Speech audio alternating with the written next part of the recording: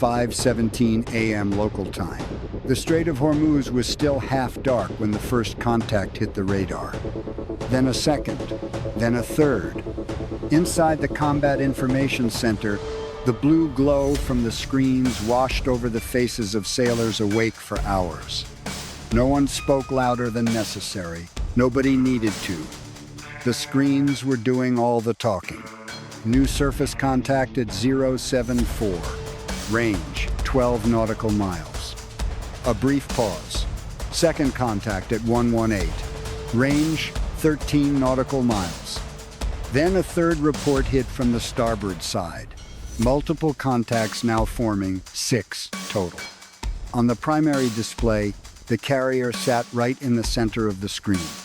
A massive American symbol, moving through the narrow Strait of Hormuz, one of the most watched waterways on Earth. Around it, 6 small tracks began a pattern that no veteran watch officer ever likes to see. They weren't crossing randomly. They weren't shadowing from a safe distance either. They were shaping the water itself. The deck officer shot a quick glance at the captain. The captain didn't move at first. He stood with one hand on the rail, eyes locked on the tactical feed, listening as reports stacked up. Contacts maintaining speed. Now, they are altering course. Port side contacts turning inward. Starboard side contacts are now matching our heading exactly. Outside, the flight deck stretched into the dark, wet with sea mist and lit by red and amber lights. Massive fighter jets sat chained down right along the deck edge. Sailors in colored jerseys moved with practiced speed, their helmets catching the glow of the island's superstructure. The ship was not at war. But this was no longer a routine transit. At 5:19, the first bridge-to-bridge hail went out. Unidentified vessels. This is a United States Navy warship operating in international waters. Maintain a safe distance and state your intentions. Only static hissed back. The 6 radar tracks kept closing. The nearest contact was now under 10 nautical miles. Off the port bow, 2 Iranian warships moved in parallel, wakes cutting pale lines through the dark water. Farther out, a third ship angled right across the carrier's projected path. On the starboard side, 2 more stayed stationed just outside the formation, close enough to pressure, far enough to deny obvious hostile intent. Behind the carrier, a 6th contact held its position, like a door being quietly shut. It was not a full circle yet, but it was definitely becoming one. Deep in the Combat Information Center, the Surface Warfare Coordinator leaned over his console. Approach is decreasing. Closest point of approach is now projected under 4 nautical miles, if they hold this course. The captain finally spoke. Maintain course. Log every single thing. No panic, no sharp turns, no sudden acceleration. That was the first answer. The carrier didn't flinch. Then the second hail went out. This time, it was repeated slowly and clearly. Iranian naval vessels. This is a United States Navy warship. You are maneuvering unsafely near a U.S. aircraft carrier. Alter course immediately. Again, nothing. No acknowledgement, no warning, no explanation. Just 6 ships closing in disciplined silence. At 5:21, the carrier's escorts began to move. A U.S. destroyer on the starboard quarter adjusted heading first, sliding outward with quiet precision. Its radar arrays were already sweeping. The bridge crew had those Iranian contacts in visual range now. Dark hulls rise and fall against the low horizon. A second escort shifted behind the carrier, widening the screen. The carrier stayed steady, a floating steel fortress pushing through the Strait of Hormuz as if the rising pressure around it simply didn't exist. Every system on board was awake. Long-range cameras rotated toward the nearest Iranian vessel. Electronic support gear began recording every signal in the air. the carrier's air department received the alert. On deck, a Seahawk helicopter was pulled into position, rotor blades folded, its crew already moving around it. Inside the CIC, tactical data sharpened. Contact 1 at 8.7 miles. Contact 2 accelerating. Contact 3 crossing the forward sector. Contacts 4 and 5 holding pressure. Contact 6 closing from the aft quarter. The pattern was now unmistakable. Those Iranian ships weren't just close to the carrier. They were building a box around it. At 5:23, the first sliver of daylight cut across the water. For a moment, the entire scene was visible from the carrier's island. 6 Iranian warships spread across the sea like dark blades, all angled toward the American fleet. A sailor on the bridge lifted binoculars and locked onto the closest ship. Visual contact. Iranian flag confirmed. It changed nothing tactically, but it made the moment feel real. On the flight deck, sailors scanned the horizon.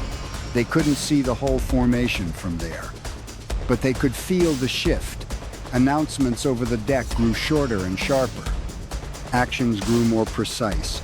The air had that heavy quiet that always comes before big decisions. At 5:24, the closest Iranian vessel shifted again, just a few degrees. Not enough to be called an attack, way too much to ignore. The projected course on the American display cut closer across the carrier's bow. The ring was tightening. The captain watched the track for 3 seconds, then 4, then 5. Set defensive condition, he said. No escalation unless ordered. Keep the cameras recording. Across the formation, the Navy responded without raising its voice. Escorts widened out. Sensors locked in. Cameras tracked. Radios stayed open. Every Iranian ship was assigned a number. Every turn was time-stamped. Every mile of closing distance was written into the log. The carrier kept moving. The 6 Iranian warships kept closing in. In the narrow Strait of Hormuz at 5:24 a.m., the situation crossed an invisible line. The U.S. carrier was no longer just being watched. It was being surrounded. 5:25 local time. The carrier held course. That was the first decision that really mattered. 6 Iranian warships were now circling the American formation. Close enough to limit options, but far enough to claim they were just maneuvering. No missiles had been fired, no weapons were visibly trained on them. No commander on the Iranian side had declared hostile intent yet. But on the water, intent doesn't need words. It has a heading, speed, and distance. Inside the Combat Information Center, the tactical display showed the problem in clean, unforgiving geometry. 3 Iranian vessels were forward of the carrier's track. 2 were pressing in from the starboard side. 1 stayed aft, holding a position that made the formation look less like a patrol and more like a closing gate. Forward contacts adjusting inward, the warfare coordinator reported. The captain did not answer immediately. He scanned the console, then turned toward the officer of the deck. Maintain course and speed. Outside, the Strait of Hormuz began to brighten.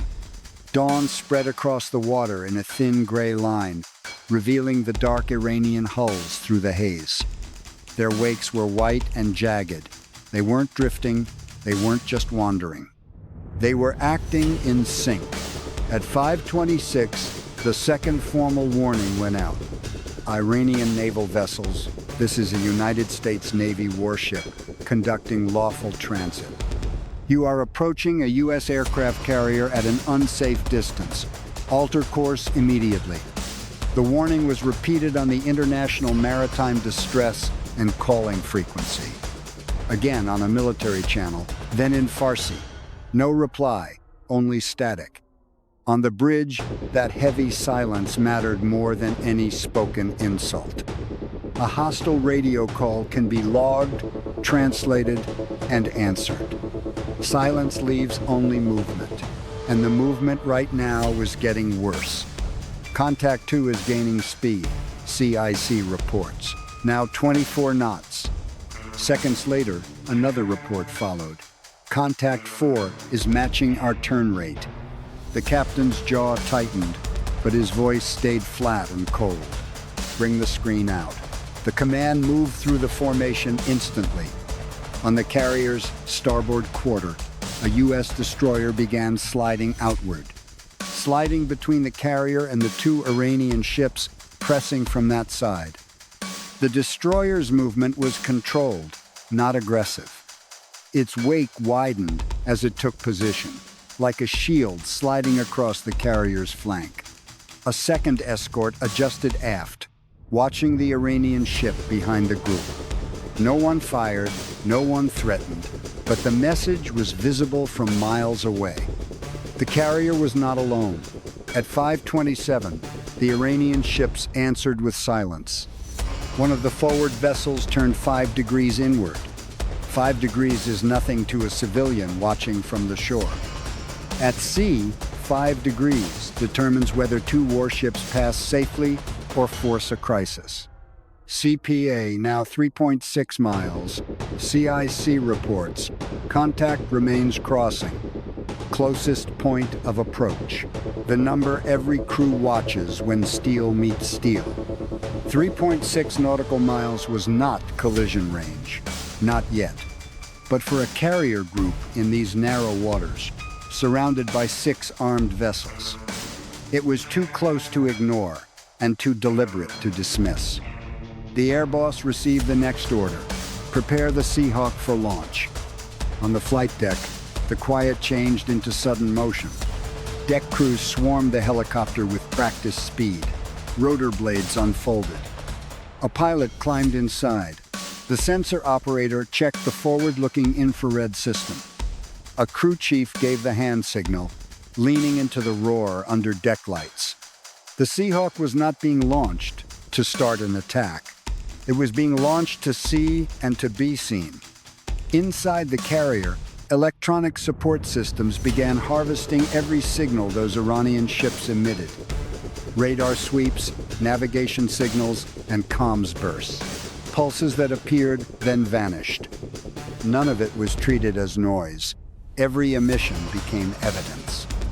At 5:28, an Iranian vessel activated a stronger surface search radar.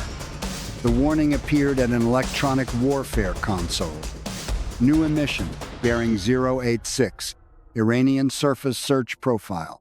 Low power. The electronic warfare officer looked up. They're painting the fleet, not fire control search radar only. Not yet, anyway. But this wasn't just passive observation anymore. The Iranian vessel was actively pinging the Americans, tracking their course, speed, and distance. It's the difference between watching a stranger and pointing a loaded weapon at their chest. The captain took the report and gave the order: record and classify. No counterlock. That restraint was calculated. The Navy could have hit back electronically. They could have jammed the airwaves, throwing the Iranian sensors into total chaos.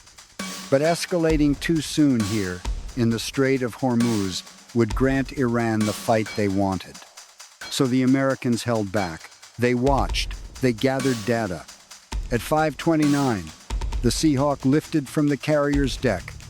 Rotors sliced the humid air into a blur. Salt spray kicked off the edge. The bird climbed past the tower, banked left, and hunted for the Iranian vanguard. From the air, the danger looked clearer. 6 Iranian warships surrounded the American formation in a jagged crescent, and that crescent was closing in. Lead vessels were applying pressure ahead, while side ships choked the carrier's ability to maneuver. The ship at the rear trailed just far enough to complete the trap. It wasn't a perfect circle, but it didn't need to be. The Seahawk leveled off at low altitude and began its warning broadcast. Iranian naval vessels. This is a United States Navy aircraft. You are maneuvering dangerously near a U.S. strike group. turn away and increase distance immediately. The radio call was crystal clear. The Iranian ships kept coming. No response. The pilot repeated the warning over the sea. Still, silence. At 5:30, the U.S. destroyer slowly rotated its forward gun turret. Not quite aiming, but enough to be seen. That's how ships talk. No yelling, no warning shots, just cold steel moving with intent. Looking through long-range glass, the Iranian deck crews were now visible.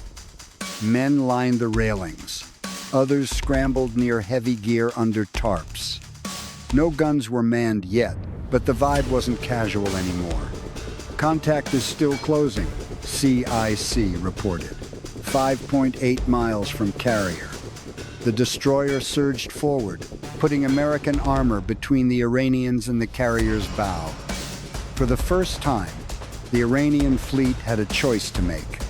Keep squeezing the ring and risk a fight, or back off. At 5:31, the lead Iranian ship refused to budge.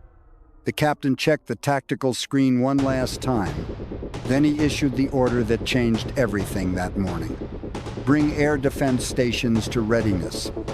Keep weapons tight. We aren't the ones starting this. Across the entire group, screens flashed new status. Teams leaned in. Missile batteries stayed locked but ready. Cameras zoomed and radars sharpened. The Seahawk buzzed low over the waves, eyes fixed on the lead ship. One warning ignored, then two. Now the pressure was rising. Every Iranian ship in that ring now had a track and a firing solution in the system. 5:32 local time, a sharp warning tone cut through the electronic warfare console. It wasn't loud or dramatic, but it was sharp enough to make every man in the room stop breathing. New hit, the electronic warfare officer called out bearing 081. The captain looked up. The officer scanned the signal again, eyes narrowing. Possible fire control radar. Short burst. Iranian contact 3. The room went cold instantly. Before this, those Iranian warships were only dangerous due to their movement. Their speed, their formation, their silence on the radio. But a fire control signal changed everything. That was not just monitoring. That was the type of radar used to lock a weapon. It lasted only seconds before vanishing, but those seconds were plenty. Confirm classification, the captain said. Signal matches a fire control profile. Intermittent. No continuous lock yet. Not a launch, not quite. But the line was crossed. On the tactical screen, Contact 3 sat ahead of the carrier's path. Angled inward, holding speed at 22 knots. Its wake cut through the dark water like a jagged white scar. From the outside, it was just one of 6 ships. Inside American combat systems, it was now the center of the world. The captain stayed calm, set condition 1 for air defense, weapons tight, record every emission. The order surged through the carrier like an electric current. Watch stations came alive across the ship. In the combat center, operators leaned into their screens. Binoculars on the bridge stayed fixed on the leading Iranian vessel. Flight deck crews moved with cold urgency. No wasted motion. The carrier held its course. That was key. If they turned now, the Iranians could claim they won. If they turned toward them, the risk of war would skyrocket. So the Navy chose the hardest path. Steady. At 5:33, the final warning hit the Strait of Hormuz. Iranian vessel bearing 081. This is a United States Navy warship. Your radar hits and unsafe maneuvers are being recorded. Stop all hostile actions and change course now. The message was repeated in Farsi.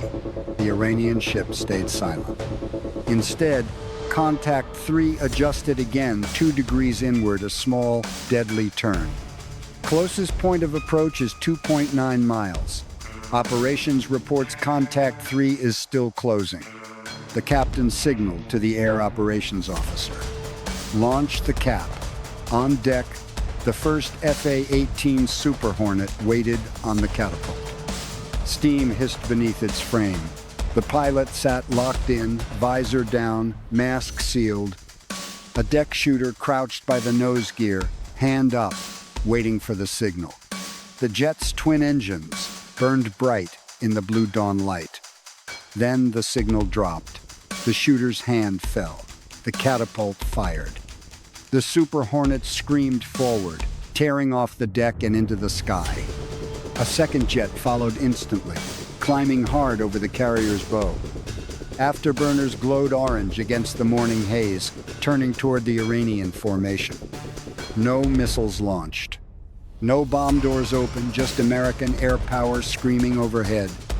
At 5:35, the starboard U.S. destroyer made its move. It surged forward, cutting the gap between the carrier and the two closest Iranian vessels. The move was surgical, no direct charge, no overt threat. Just a steel wall positioned right where the Iranian formation here in the Strait of Hormuz needed an opening.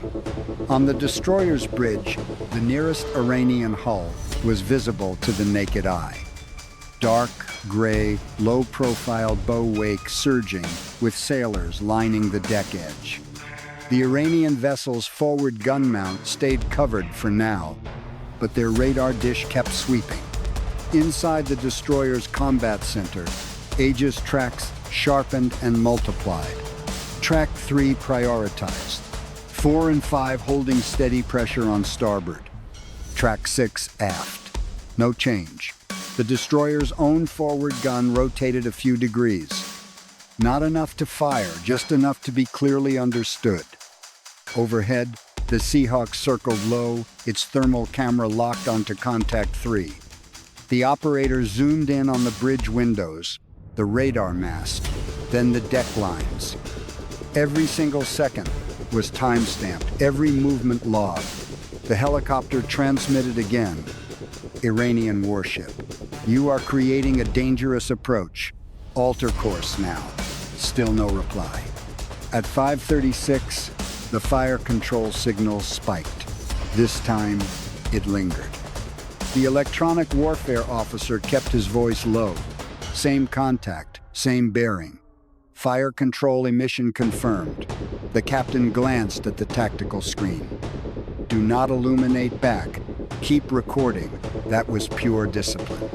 The carrier strike group could have answered with overwhelming electronic force. It could jam, blind, and fry the Iranian systems, flooding the entire spectrum. Every hostile contact could be trapped inside a defensive kill envelope. But reacting too soon would hand the other side the propaganda they wanted. So the Navy held the line. Let them transmit. Let them reveal themselves. Let the machines record everything. At 5:37, 2 Super Hornets arrived. They didn't dive on the ships or perform an aggressive flyby. They maintained a controlled orbit high above the carrier, close enough to be seen by every bridge crew watching the Strait of Hormuz from below. From the Iranian decks, the warning would have been impossible to ignore. The carrier was awake, escorts in position, and strike fighters loitering overhead. The entire formation was being scrutinized from every possible angle. Contact 3 continued its forward push for another 20 seconds, then 30. Range dropped again, 4.2 miles from carrier, 2.7 from escort. The destroyer didn't flinch. The Iranian ship now faced a hard choice. Keep pushing inward and force a showdown with the escort, or break away and ruin the geometry of their ring. For a heartbeat, nothing changed. Only the sea moved, only the radar swept, only the clocks ticked down. Then, Contact 3 finally reduced its speed. Slowly, 22 knots became 20, then 19. The turn came next. 3 degrees outward, a tiny move on screen, massive in its meaning. Contact 3 is opening the gap. The coordinator said, ring integrity weakening. No celebrations. The captain simply nodded. Maintain the pressure. Keep recording. Because this situation was far from over. 5 Iranian ships remained in motion. 2 still held the starboard flank. 1 stayed aft, and the lead ship that turned away hadn't retreated yet. It had only stopped the approach, but the first crack was showing. Iran's formation attempted to turn these waters near the Strait of Hormuz into a deadly trap. The U.S. Navy responded with sensors, aircraft, escorts, and absolute professional restraint. It never fired. It never even blinked. They forced the most dangerous ship in that ring to make the first move. At 5:39, the tactical display showed the truth. The circle remained, but the tightening pressure had finally stopped. The Iranians had built a ring around the carrier. The U.S. Navy just built a cage around that ring. 5:40 local. The perimeter held. 6 Iranian warships still surrounded the strike group, spread across the water in a formation meant to compress and confuse, but the shape was no longer clean. One lead ship had already slowed. Another opened its angle by a few degrees. A crack had appeared. Now the U.S. Navy moved to exploit it. In the carrier's Combat Information Center, the American escorts shifted on the screen like chess pieces. A destroyer held the starboard gap while another moved aft, blocking the Iranian vessel trailing the group. One cruiser pushed forward, widening the defensive screen across the carrier's bow. No ship moved by accident. No ship rushed. Every turn was tactical. Screen is extending, the surface warfare coordinator reported. Carrier remains protected in all sectors. The captain watched the Iranian tracks begin to react. That was the key. Until now, Iran dictated the geometry. Now the geometry was dictating them. At 5:41, the Seahawk dropped low, holding a wide orbit around the most aggressive Iranian vessel. Its sensors were still recording. Infrared, video, range data, and course changes, everything was captured inside the helicopter. The sensor operator kept the lens locked on the Iranian bridge. Bridge crew visible, multiple personnel topside, no visible weapons or manned. The pilot held the aircraft steady, not too close, not too high, close enough to remind them that every move was being watched. High enough to avoid claims of a dangerous flyover, the radio broadcast went out again. Iranian naval vessels. This is a United States Navy aircraft. You are operating in an unsafe formation near a U.S. carrier strike group. Increase separation immediately. This time, there was a reaction. One Iranian ship on the starboard side slowed by 2 knots. Then another. Small shifts. In a naval standoff, small changes are how commanders retreat without admitting defeat. At 5:42, the Super Hornets finished their orbit. From below, their silhouettes cut through the morning sky in controlled arcs. They did not dive. They did not threaten anyone. They simply stayed overhead, locked in a combat patrol that turned the water below into a monitored battle space. On the carrier's deck, more aircraft were prepped, but none were launched. That was deliberate. The Navy showed strength without flooding the sky. Pressure, not panic. Readiness, not recklessness. At 5:43, the forward cruiser's radar picture sharpened. 3 Iranian ships were now tracked within the same defensive sector. Their bows still pointed inward, but their speeds no longer matched. Synchronization was slipping. Contacts 1, 2, and 3 were no longer maintaining a coordinated closure. CIC reports were clear. A formation only holds if every single unit sticks to the plan. Speed shifts, angles widen, one captain flinches, while another pushes, and suddenly the entire shape starts to fail. The Iranian ring was breaking. At 5:44, one Iranian vessel tried to regain pressure. It pivoted toward the carrier's path, desperate to close that forward gap which opened just moments ago. Every American display registered that move in an instant. Contact 2 is banking inward. They might be trying to reform. The captain stayed calm.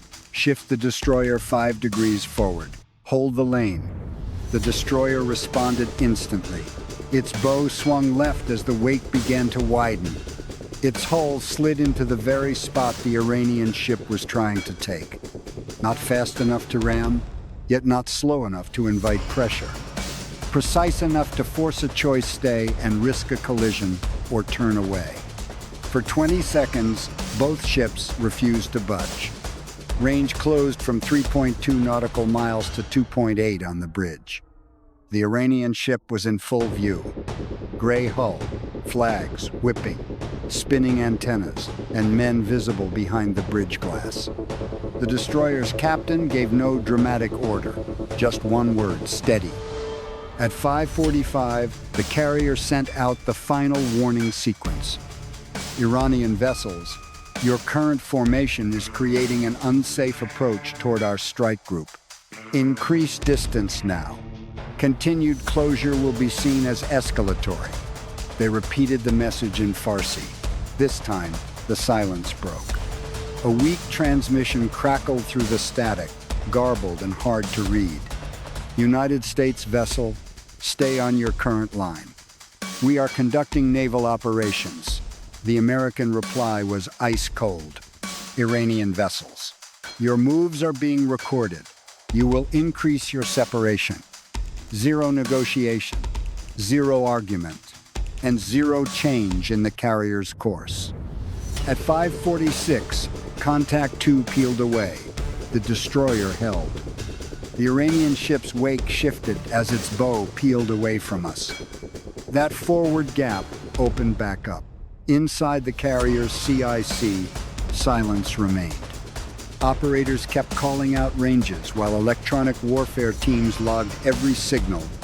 The Seahawks stayed low while the Super Hornets kept their orbit.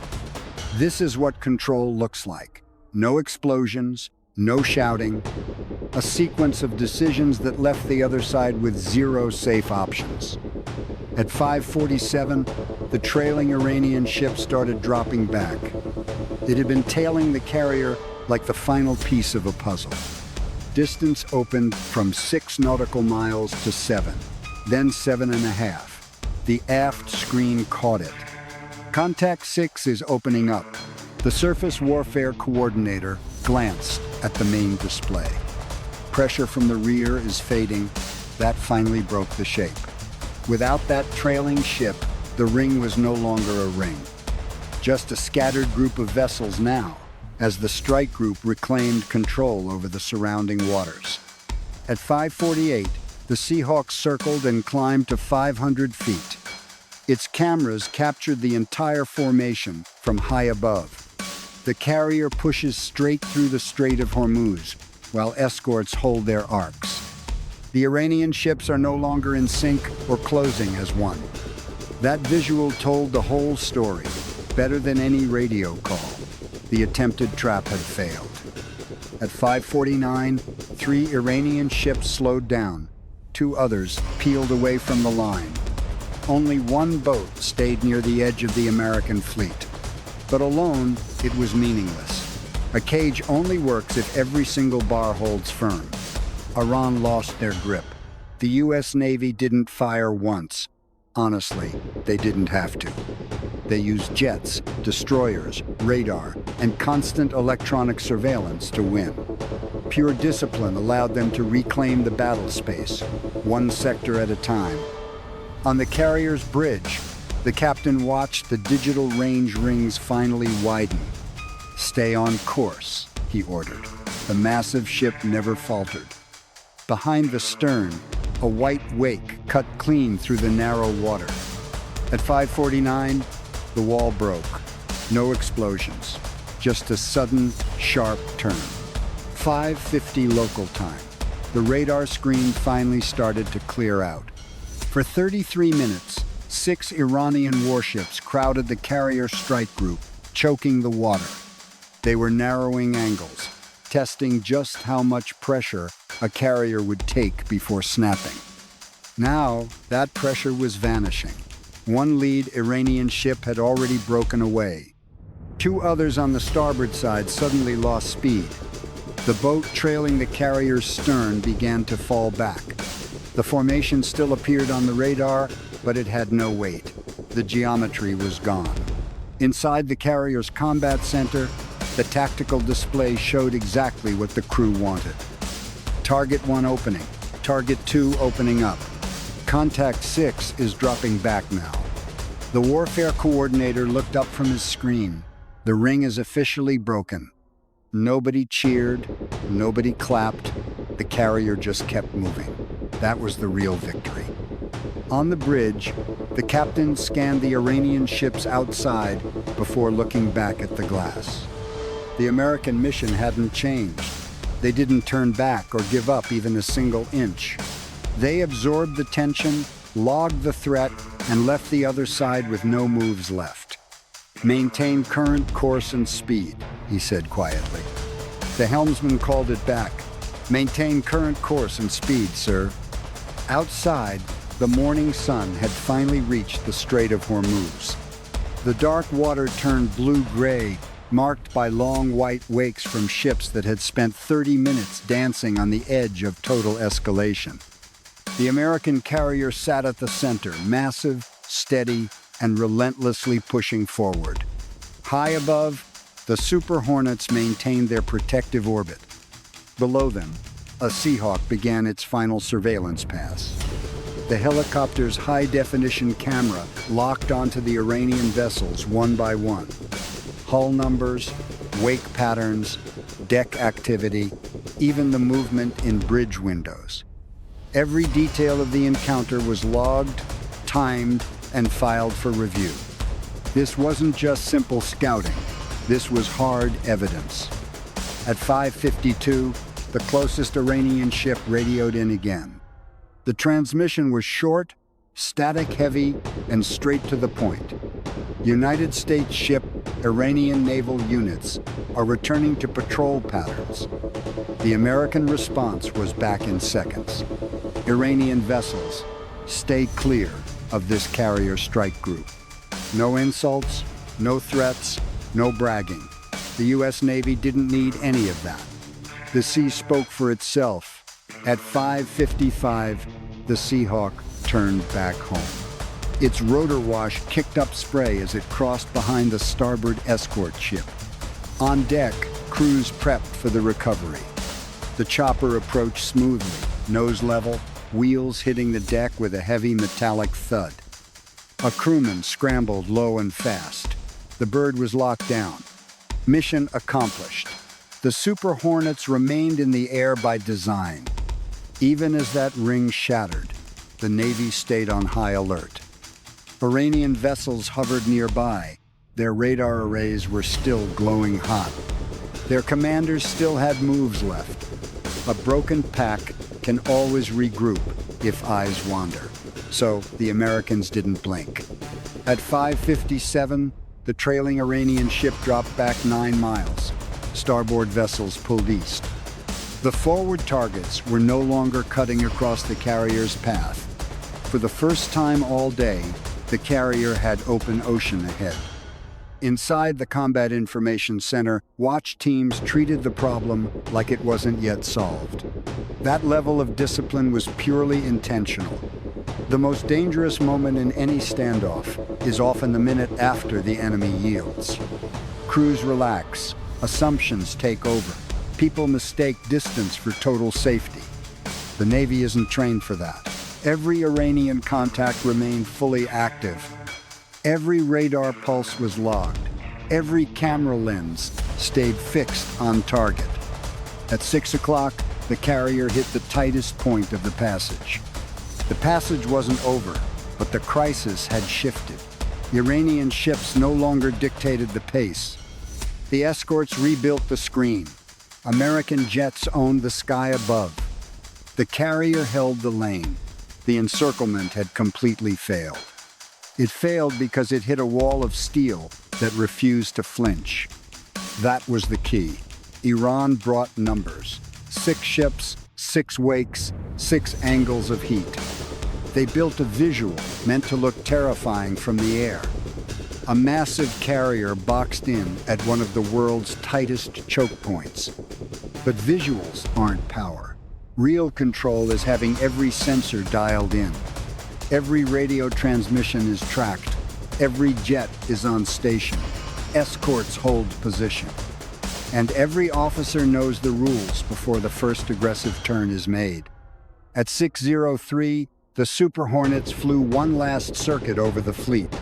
From 20,000 feet, the reality was clear. The U.S. carrier was surging ahead. Its escorts were perfectly spaced around it. The Iranian vessels were now scattered across the water, their coordination gone, no longer closing or forming anything like a trap. The lead pilot looked down at the Strait of Hormuz. No missiles fired, no smoke, no debris, just white wakes. Sometimes victory at sea looks like this.